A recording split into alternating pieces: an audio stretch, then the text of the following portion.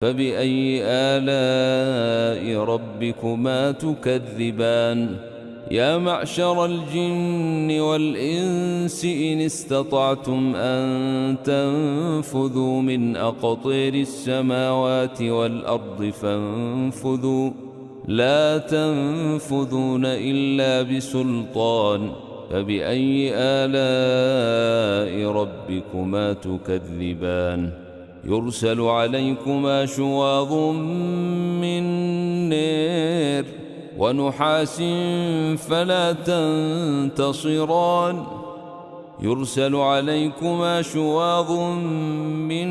نار ونحاس فلا تنتصران